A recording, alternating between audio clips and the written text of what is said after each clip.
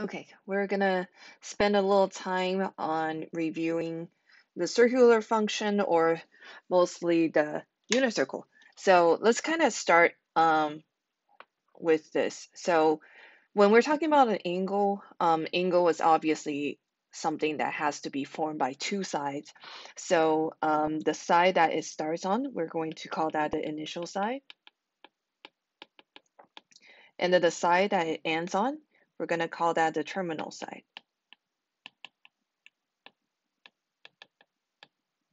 Now notice how my initial side is on the positive x-axis, and that is always true. So make sure you always start initial side here. So initial side is stuck, but the terminal side can move. Now let's talk about direction. So if we were to start the angle from the initial side, then we would call this part is 0 degrees. And if we go in this direction, we would call that positive. So when you form an angle by turning the terminal side counterclockwise, we call that positive. So I'm gonna draw this here. So this is positive when we turn this way. And then if we were to move the terminal side so that it goes clockwise, then we call that negative. So that's a negative angle. And that angle that's formed is this here. This is called theta. So I think I said that last year, but if you didn't remember that, it's called theta, and we'll say that a lot. Okay, so let's go ahead and look at some vocab. So initial side is the side that the angle starts and always starts at 0 degrees. Terminal side is the side that the angle ends, and then coterminal angle. Well, let's talk about this. So let's say that let's say this angle is 30 degrees. So if it's 90 degrees, it's going to form a perpendicular angle, right? So this perpendicular at the y-axis, it would be 90 degrees, and then so 30 degrees would be somewhere smaller than that. Now, let's think about it. Is there another angle that's going to end at the same side as the 30 degrees? Is it possible? Is there a possibility that you can have another angle that would end at the same side as the 30 degrees? Yes. So let's say 30 degrees is here, so this is the terminal side. In order to end at the same side, another angle that's different from 30 degrees but ends at the same side, then you would have to turn this one full circle, and then you will be back at the same side, but it's a different angle. Well, what is that angle? Well, one full circle is 360 degrees. So if we started from 30 and added 360, we would get 390. So 390 degrees is another angle that ends at the same side as 30 degrees. Therefore, we call that coterminal angle. Co means along with, so something that is exactly the same. So exactly the same as the previous terminal angle. So angles that share the same initial side and terminal side, we call that coterminal angle. And you can do that by adding or subtracting 360. And I'm going to put an N here because you can turn around that circle many, many times. It doesn't have to be just once. So then you can say add 360 or add 360 times 2 or times 3 times 4, however many you want to, however many around the circle you want to go, or you can also go in the negative direction. Or 360 degrees is the same as what in radian? Radian would be 2 pi. And then we will also say you can go around the circle however many times you want in a positive direction or negative direction. So for example, okay, we're not going to look at a unit circle yet. Okay, so for example, you have these angles. Okay, so this one we already did, 30 degrees. Another conterminal angle is if you add 360 degrees. So you get 390 degrees. Or you can do the same with subtracting 360 degrees. You get negative 330 degrees. Okay, let's go ahead and have you pause the video and try number 2 and 3. So go ahead and write at least one other coterminal angle with those two angles. All right, please go ahead and check your answers. Now let's go ahead and spend some time memorizing or re-memorizing, or maybe for the first time for some of you, the unit circle. All right, so you really have to spend some time memorizing this year, even if you didn't do it last year, because by the time you get to calculus, we don't have time to review this anymore, and you just have to know it like you know the multiplication chart. Okay, so let's look at a unit circle. So in here, this middle is 0, 0. So this is kind of, I mean, it's the same as your normal coordinate system. We have the x-axis and the y-axis. That is x-axis here, y-axis here. They represent something, and we'll talk about that later. This is called a unit circle because it's a unit.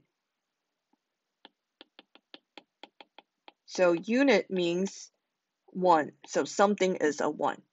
So whenever you say unit, it's kind of like saying going down to the basic, and the basic would be um, um, would be 1. Like, so for example, if you say what's the unit price, that would let's say what's the unit price for a bottle of soda, then that just means how much does it cost for one bottle of soda. So unit just means the very basic. So something about the circle is 1, and that is the radius. The radius is 1. So knowing the radius is 1, what we're going to do now is write the coordinates, and then I'm going to tell you why we write the coordinates later. Okay, so this coordinate here is 1, 0. This here is 0, 1. Here is negative 1, 0. And then down on the bottom is 0, negative 1. Okay, before we fill out the rest of the coordinates, let's go ahead and fill out the angles in degrees. So these are the easiest ones. Okay, here, this one is always 0 degrees because kind of like what we said, the initial side is always 0 degrees. And then when we get to the y-axis, we can see that this is 90 degrees. And then it's going to move 90 degrees when we get to half of the circle, so that's 180 degrees. And then on the bottom, 180 degrees plus 90 is 270. Now what we're going to do is we're going to split this 90 into half. And so this one is half of 90, which is 45. Okay? All right, and then so from here, you go up to halfway, and then you get to 45 degrees. You go up halfway again, that's 90. Add halfway, so add another 45. So 90 plus 45 is 135. And then add a 45, you get to 180. Add another 45. This is 225. Add another 45, 270. Add another 45, 315. And then add another 45. It goes back to the original position. This is 360. Next, we're going to go 30 degrees, every 30 degrees. So we're going to start from 0 and then increase by 30 degrees all the way through the circle. So here is 30 degrees, add another 30, 60, add a 30, 90, add a 30, 120, add a 30, 150, add a 30, 180, add a 30, 210, add a 30, 240, and then 270, add a 30, 300, add a 30, 330, and then back to 360 degrees. Okay, now we're going to turn all of these numbers or angles into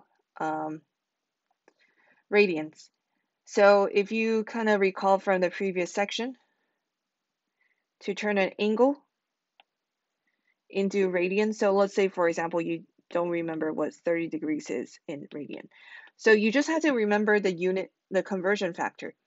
The conversion factor, it just ends up being a 1, so it really doesn't matter what you use there as long as it is exactly the same in the degrees and radian. So I know that 180 degrees is half of a circle is pi, therefore that is my conversion factor.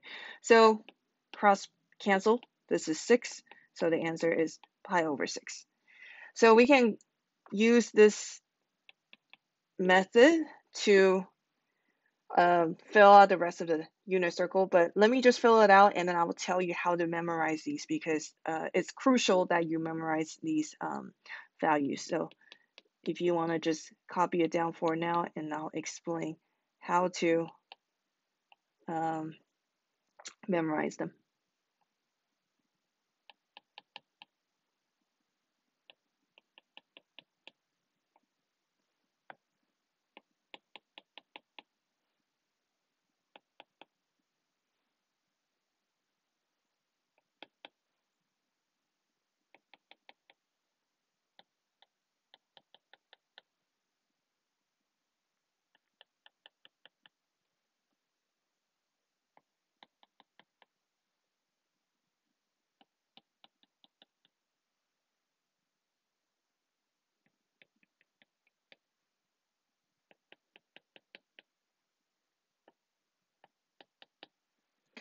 All right, so here are the numbers. So there are a few ways you can try to memorize this, but I'll tell you my way.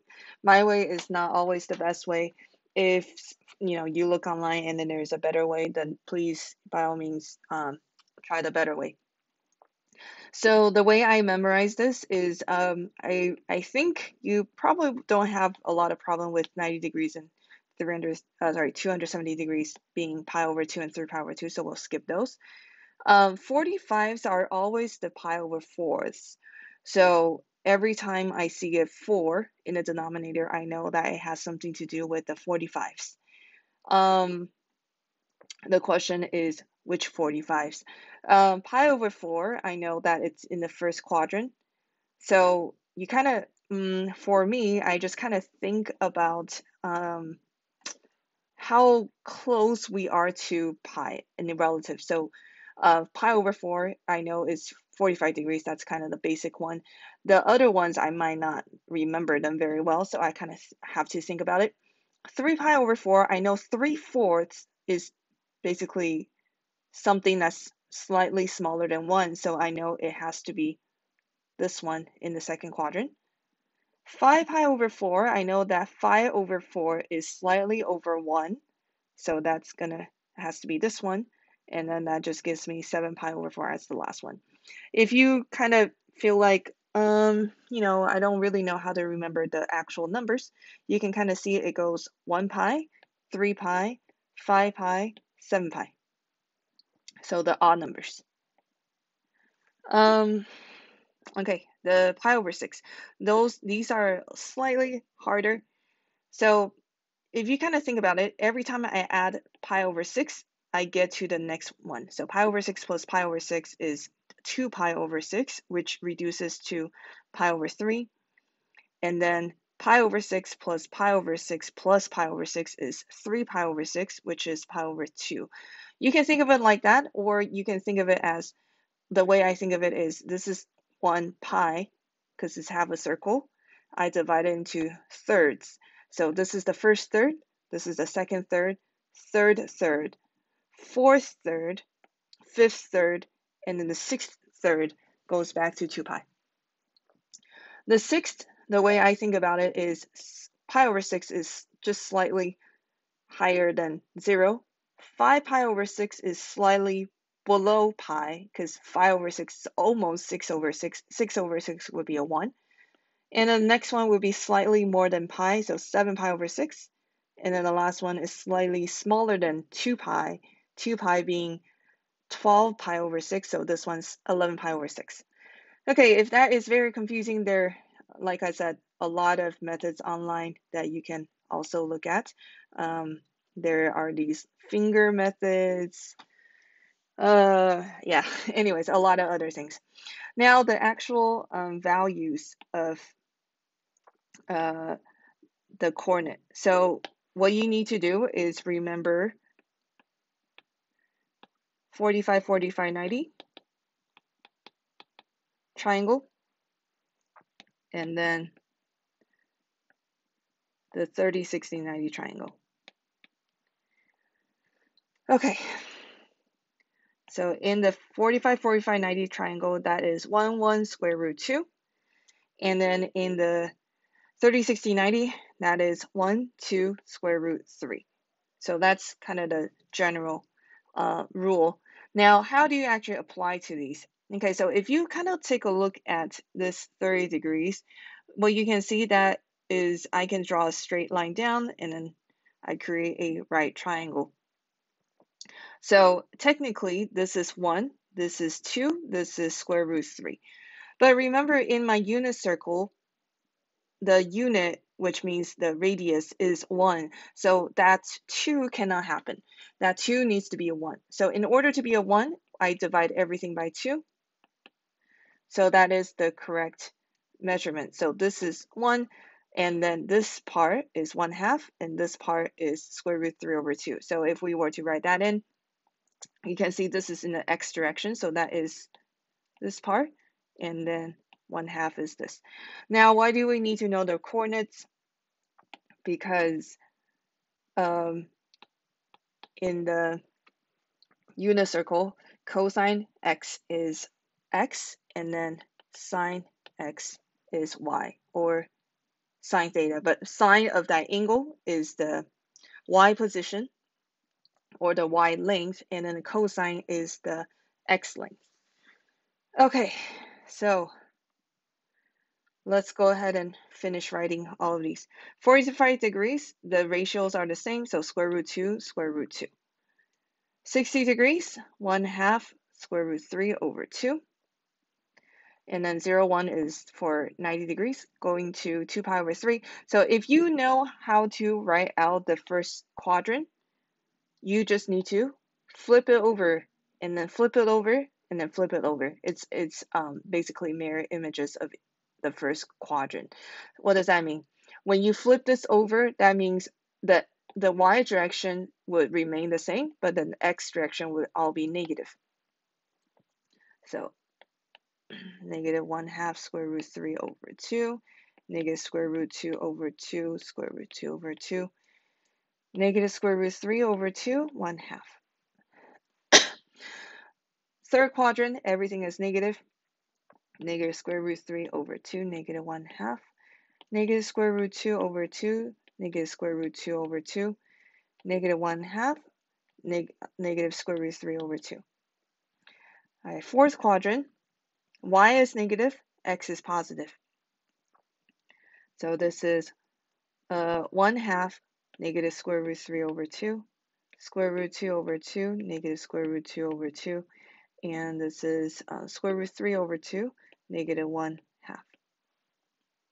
All right, so what does this mean? So for example, let's say that someone says, or someone asks, or I ask, what is cosine of pi over 3? Then what you would do is you would go to pi over 3, and you look at cosine. Cosine is the x direction, so that is 1/2. But this is too slow in pre-calc. This is what you should have memorized in Algebra 2.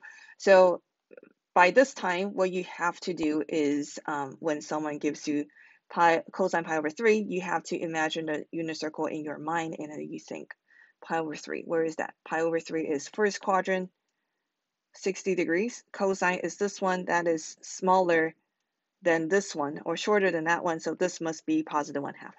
So you have to do this, and you have to do it quickly in order to be able to do all the problems here in the next few chapters. All right, so now let's review the 6 trig functions. So if we were to look at SOHCAHTOA, okay, if you kind of remember SOHCAHTOA, so let's say this is the angle here. This side would be opposite to it. This is always the hypotenuse, and this is the adjacent side. So sine is always, so SOHCAHTOA. Sine is the opposite over hypotenuse.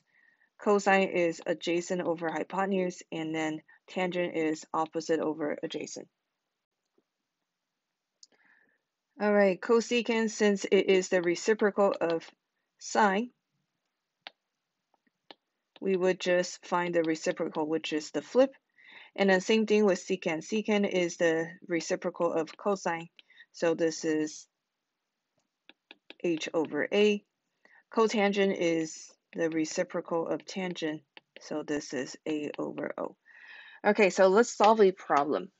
Let's say that angle theta is be any angle in standard position. Standard position means you have the initial side on the 0 degrees, which is the positive x-axis, whose terminal side contains the point -5,3. Find the 6 trigonometric functions of theta. Okay, so we know the initial side is here. The terminal side has the point -5,3. So they're saying this angle is like this. They want to figure out the 6 trig function. Okay, so this is a little bit tricky. So what we're going to do is we're going to go around this problem of this not being a triangle by actually drawing a triangle. So here's the trick. What you need to do is you take that point that they give you on that terminal side, and you need to draw a straight line down to the x-axis, not the y-axis, which will create a right angle. This will in turn create a right triangle here, and then what you're going to do is analyze that triangle for all your trig functions. So for example, in this triangle here, you can see that this side here is 3 units long. This side here is 5 units long, okay, because this point is -5,3. Now, if we want to figure out the angle, the trig functions of the angle, so we're going to use this angle here, even though it's not the actual angle. We're just going to put an angle prime on it to say that it's not exactly the same, but it has the same trig ratio. So, however, there's a little tricky part on this. This side, if we had a standalone triangle like this, then this side would be 5, because you can't have a negative length on any kind of triangle anyways. However, this is in a coordinate system that has a positive and negative attached to it. So this side we have to say -5. And we're saying that because we want to calculate the trig values correctly in this coordinate system. And then, like I said, if you just have a standalone triangle, you're just trying to figure out the trig ratio of a triangle, then of course you cannot put negative lengths on it, but this is not the case. All right, so now sine, remember, is opposite over hypotenuse. So that means opposite, which is 3, over hypotenuse, which we don't know. So we need to find that hypotenuse. The hypotenuse is going to be a squared plus b squared equals hypotenuse squared. So 25 plus 9, which is 34. That is h squared. So h is square root 34. Here's another thing. The radius is always positive. So we don't have a plus minus square root 34, only positive square root 34. Okay, opposite over hypotenuse. And you can leave it like that. You don't have to rationalize it. Okay, cosecant is the reciprocal of sine. So this is going to be square root 34 over 3. All right, let's go ahead and have you finish the rest, pause the video, and come back and check your answers. All right, please check your answers. All right, let's go ahead and have you practice the next one. So this one, just find cosine theta. Okay, so this answer is 1 over root 5. All right, now let's go ahead and try this one. So sine of 315, sine of 315. Now, what you want to do is just remember your unit circle. So sine 315, here's how I would do it. I think about where 315 is. It's definitely not in the first, second quadrant because this is 180 degrees. This is 270, so it must be somewhere here. I see this 5, that tells me it has something to do with the 45s. So it's in here, the 45s. This is sine. Sine means y. So it's this length. This is pointing down, so it must be negative. So this is negative square root 2 over 2. All right. Let's have you pause the video and then try these ones. I'm going to kind of give you a little bit of a hint on some of them. This one, negative 210, is a little bit hard to do because you don't usually memorize unit circle in the negatives. So what you can do is add 360 degrees to make it into a coterminal angle and then check the value. Tangent. We didn't really spend much time memorizing the tangents, so then you might have to just do sine over cosine. Secant, nobody memorizes the secant. And also there's a negative angle, so you might want to turn it into a positive angle. It's up to you. And then what you want to do is find the cosine of that angle and then take the reciprocal. All right, so go ahead and pause the video and give this a try. All right, go ahead and check your answers. For secant, you can leave your answer like this, or you can rationalize it. Most people rationalizes the answer because in trig chapters, we usually do. All right, last type of question. You're going to be given some information and they will ask you for something else. So for example, this one, sine is this, tangent is negative, find cosine and tangent.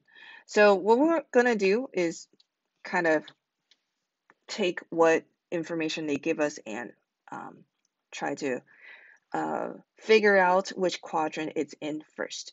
Okay, so remember that all students take calculus. So that means in this quadrant, everything is positive. In the second quadrant, sine is positive. In the third quadrant, tangent is positive. And then in the last quadrant, cosine is positive. So let's kind of deduce. So in this first part, sine is 3 over 7, or sine is positive. So which quadrant is sine positive? 1 and 2. All right, next, tangent is negative. Tangent is negative in which quadrant? That is this one and this one. So where do they overlap? Quadrant 2. So that means this angle is in quadrant 2. So we draw this angle. And what the other clue they gave us was these numbers, 3/7. So sine, remember, is opposite over hypotenuse. So this angle we have to draw from here. And then remember how I draw this triangle with a right angle to the x-axis? Please do not draw it this way. Your answers will almost always be negative of everybody else's answer. So please be careful there. All right, opposite over hypotenuse is 3/7. So they want us to figure out cosine and tangent. So from this triangle, let's figure out cosine. Cosine is going to require knowing the adjacent side. So that means we need to use the Pythagorean theorem. So a squared equals 9, plus 9 equals 49. So a squared is 40. A is square root 40, which is 2 root 10. All right, so this is 2 root 10 over 7. All right, next one, tangent. Tangent is opposite over adjacent. So opposite is 3, adjacent is 2 root 10. You can rationalize it if you want, and you would get 3 root 10 over 20. All right, so here are the two answers. All right, let's go ahead and have you pause the video and give B a try. All right, let's take a look at this question. So secant is 3. That means 1 over cosine is 3. So if we want to figure out what cosine is, just find the reciprocal of both sides, which is 1/3. All right, so let's kind of do some deduction. Cosine is positive, so cosine is positive here and here. Sine is positive. Sine is positive here. Oops, sorry. Here and here. So then the overlap is where the angle is, which is in the first quadrant.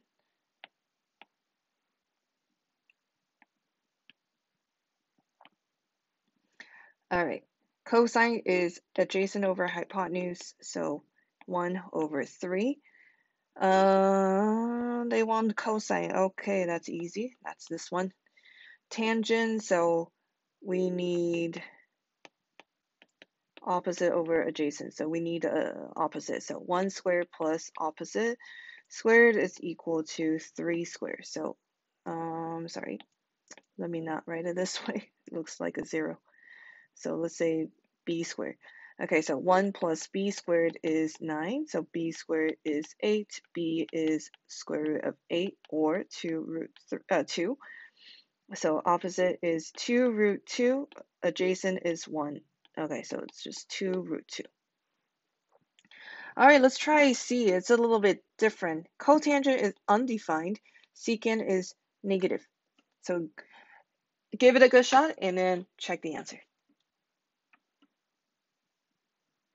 All right, cotangent is undefined. This is a little bit tricky. So, okay, cotangent we know is the reciprocal of tangent. Tangent is opposite over adjacent, so this is adjacent over opposite. The only way it could be undefined is if the denominator is 0, right? So let's kind of think about it. How can we make an angle so that the denominator is 0? Well, if we draw a triangle anywhere, there's no way that the opposite over adjacent would be a 0. So the only way this can happen is if it's on the axis. So this is an angle that's actually on the axis and not formed by a triangle. The question is which one? Which one of the axis is it? Well, another way you can think about it is cotangent is cosine over sine. So sine of what angle is going to give me 0? Well, sine of 0 is 0, or sine of, so sine of 0 is 0, or sine of 180 degrees is 0. So it's either one of those. And then the second thing they tell us is secant is negative. Secant is 1 over cosine is negative.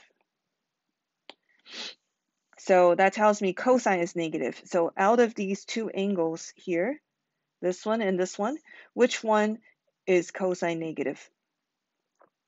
That's this one here. Cosine is negative here. Cosine at this angle is negative 1. Right, so sine of 180 is 0. Cosine of 180 is negative 1. Okay, so that means cosine of this angle is negative 1. And then tangent of this angle, which is sine over cosine, that is 0 over negative 1 or 0.